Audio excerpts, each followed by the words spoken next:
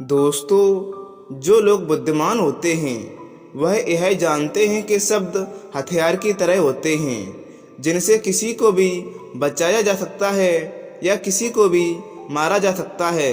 अब आप सोच रहे होंगे कि शब्दों से किसी को कैसे मारा जा सकता है, तो ज़रा सोचिए, ज़्यादातर आत्महत्याओं के पीछे किसका कारण होता है? किसी के पति ने कुछ कहा या किसी के पिता ने कुछ कहा और उन लोगों ने आत्महत्या कर ली। ये आत्महत्या किसके कारण हुई? वो पीड़ित के मन को इतना दुखी कर गए कि उसके मन से वो दुख सहना और ज़्यादा बर्दाश्त करना नामुमकिन हो गया और इसी वजह से उन्होंने आत्महत्या कर ली। ऐसे ही आपके शब्द किसी को नया जीवन प्रदान कर सकते हैं। जब कोई आदमी उदास होता है या दुखी होता है तो आपके शब्द उसमें एक नया जोश, नया उत्साह भर सकते हैं और एक सहारा हुआ आदमी या एक अपने मन से हारा हुआ आदमी अपने जीवन में एक नई शुरुआत कर सकता है, सिर्फ शब्दों के माध्यम से, हमारी वाणी के माध्यम से। तो अब तक आप ये समझ ही गए होंगे कि हमारे शब्द हमारे जीवन को किस तरह निर्धारित करते हैं। शब्दों में कितनी ताकत होती है और किसी से बात करते वक्त हमें कितनी सावधानी से अपने शब्द सोचने चाहिए या सुनने चाहिए। आज की जो बौद्ध कहानी में आपको सुनाने वाला हूँ उसमें आपको सीधे सीधे तौर पर कुछ ऐसे तरीके पता चलेंगे, कुछ ऐसी परिस्थितियाँ पता चलेंगी जहाँ पे आपको हमेशा चुप रहना चाहिए। कुछ परिस्थितियों में अगर आप कुछ नहीं बोलोगे तो वही आपके लिए सबसे ज़्यादा बेहतर होगा।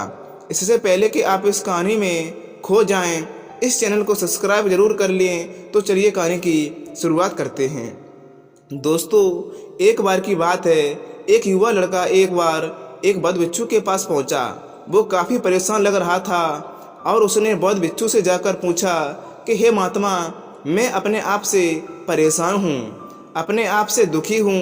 बाहरी रूप से मुझे कोई दुख नहीं है, मैं धन धान्य संपन्न हूँ, मुझे कोई शारीरिक रोग भी नहीं है, लेकिन मैं खुद से परेशान रहता हूँ, अपने मन से परेशान रहता हूँ। अक्सर मेरी बातों को मेरा कोई भी दोस्त गंभीरता से नहीं लेता है और न ही मेरे परिवार के लोग मेरी किसी बात को गंभीरता से लेते हैं। मैं जो भी कुछ सलाह देता हूँ या तो वह उसे मजाक में उड़ा देते हैं या फिर उसे गंभीरता से लेते ही नहीं हैं। मेरी बातों को कोई गंभीरता से क्यों नहीं लेता है? क्योंकि मेरी बातों पर कोई अमल नहीं करता, क्योंकि मेरी बातों में कोई रुचि नहीं दिखाता है। इसका क्या कारण है? कृपया मुझे बताने का कष्ट करें और मेरे मन के इस दुख को दूर करें। यह सुनकर बौद्ध भिक्षु ने कहा कि आज सुबह मैं चारित्र ध्यान करके वापस आ रहा था। रास्ते में कुछ कौवे काँव काँव कर रहे थे और वहीं पर जब मैं चलता हुआ कुछ दूर आया तो मुझे एक मोर की मधुर आवाज़ सुनाई दी। ये सुनकर अचानक मेरे मन में ख्याल आया कि कौवे कितना काँव काँव करते हैं, कितना बोलते रहते हैं, लेकिन कोई भी प्राणी कौवे की आवाज़ को पसंद नहीं करता है। मोर हमेशा सही परिस्थितियों के हिसाब से बोलता है। जब भी बारिश होने वाली होती है और बादल गरजते हैं और बारिश होने की संभावना होती है, ऐसे में मोर अपनी मधुर आवाज़ में गाता है जो सभी को प्रिय होता है, सभी को अच्छा लगता है। ऐसे ही अगर इंसान सही परिस्थितियों के हिसाब से सही शब्द बोले, सही वाणी बोले तो वही वाणी दूसरों के लिए संगीत हो जाती है, संगीत बन जाती है और दूसरे लोग तुमसे सम्मोहित हो जाते हैं और वहीं पर तुम्हें सब लोग गंभीरता से लेने लगते हैं। और दूसरी तरफ अगर तुम यूं ही फिजूल की बातें बोलते रहते हो, बिना किसी बात के बोले चले जाते हो, तो फिर तुम्हें कोई गंभीरता से नहीं लेता। तुम उस कौवे की बात हो जाते हो जिसकी वाणी कोई पसंद नहीं करता और बाद में तुम्हें दुख होता है कि तुम्हें कोई बातें गंभीरता से क्यों नहीं लेता। इसलिए अपने शब्दों को बेहद बुद्धिमानी के साथ इस्तेमाल करना सीखो। अगर तुम नहीं सीखोगे तो समाज में तुम्हें कोई सम्मान या कोई गंभीरता से नहीं लेगा। यह सुनकर वो युवा लड़का बोला कि हे महात्मा, मैं जानता हूँ कि ज़्यादा बोलने की बीमारी मेरे अंदर ग्रस्त है और मुझे इतना नहीं बोलना चाहिए, लेकिन मैं अपने आप से काबू नहीं रख पाता और ना ही इतना बुद्धिमान हूँ कि मैं अपने शब्दों को नाप तोल कर बोल सकूँ।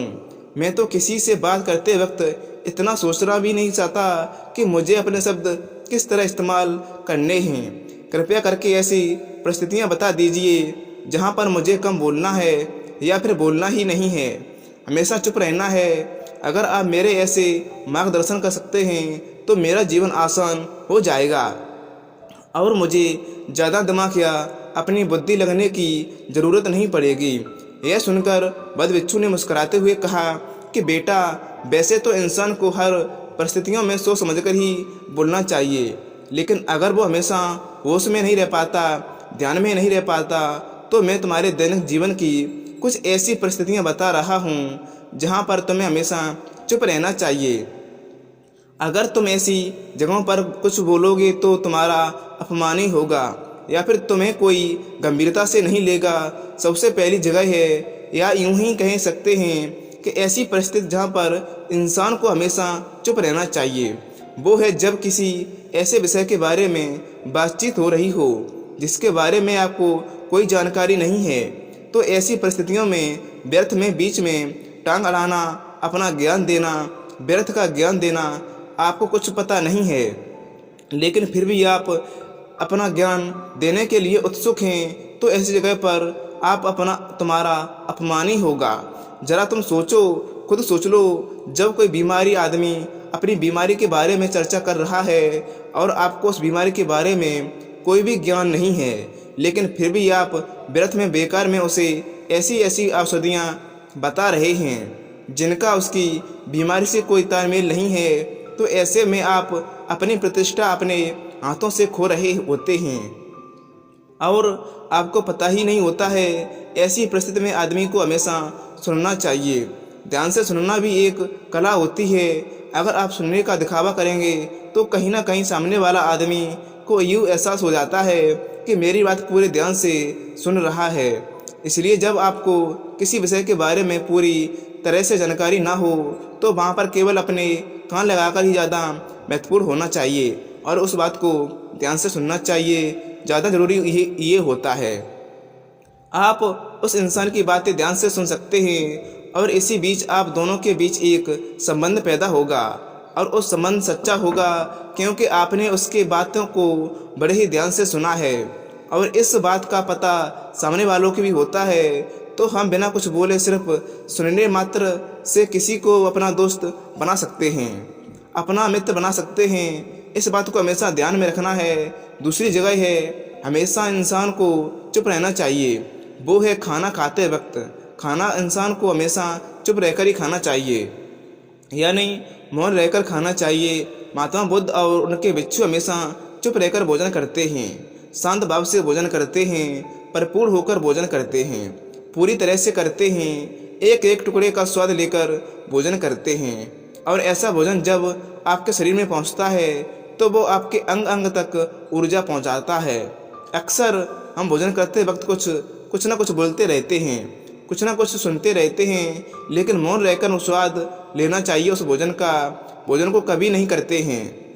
हम उस भोजन को करते वक्त आधे आधे अधूरे ही रहते हैं और इसलिए हमारा शरीर रोगों से ग्रस्त हो जाता है।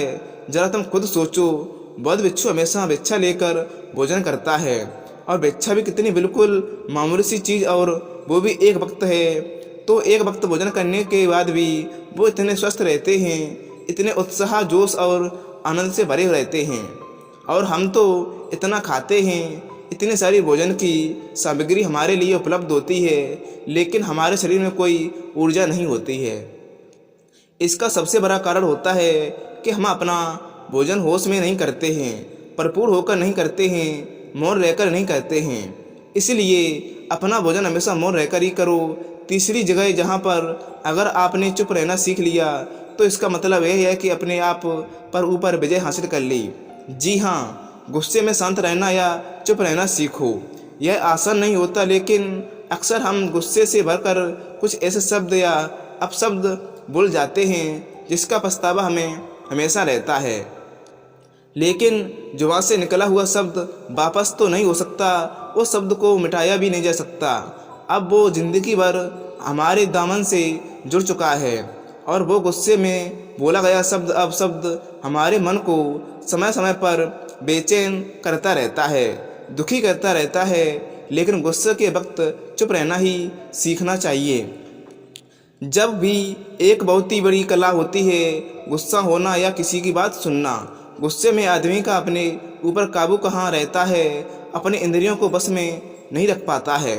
इसलिए इस कला को आप तभी सीख सकते हैं जब आप गुस्से में भी होश में रहकर और अपने ऊपर होश कर पाएं। जब भी आपको गुस्सा आए, आपके दिमाग में सिर्फ एक ही बात आए कि मुझे चुप रहना है, मुझे किसी से कुछ गाली गलौज नहीं करना है, किसी को कोई अपशब्द नहीं बोलना है। और जब ये विचार गुस्सों के साथ जुड़ जाता है और धीरे धीरे ये आदत बन जाती है, तो आप अपने गुस्से को भी काबू करना सीख जाते हैं। जब भी कभी गुस्सा आए तो किसी को कुछ बोलने की बजाय कुछ शारीरिक व्यायाम करना शुरू कर दो। उछलना, भागना, दौड़ना, जिम करना, कुछ भी आप ऐसा व्यायाम कर सकते हो जिसमें आपका शरीर थक जाए और आप अच्छे से आप पाएंगे कि जब आपका शरीर थक जाता है तो आपका मन भी शांत हो जाता है। आपने उस गुस्से की ऊर्जा को एक सकारात्मक रूप से दे दिया और यही बुद्धिमान व्यक्ति की पहचान होती है। जो दूसरों के तानों से भी अपना घर बना लेते हैं, अपनी कामयाबी के रास्ते निकाल लेते हैं, वही सच में बुद्धिमान आदमी होता है। जो जहर को भी दांव पर लगाकर अपना इस्तेमाल करना सीख जाए, वही असली बुद्धिमान होता है। चौथी जगह है, आप चुप रहेंगे हमेशा तो आपके लिए वही एक सबसे ज़्यादा बेहतर होगा, वही आपको सम्मान दिलाएगा। चौथी जगह है, जब चार लोग आपस में बैठकर बातें कर रहे हों, कोई बैठक कर रहे हों, तो वहाँ पर चार लोग बातें कर रहे होते हैं तो चारों लोग एक साथ तो बात नहीं कर सकते।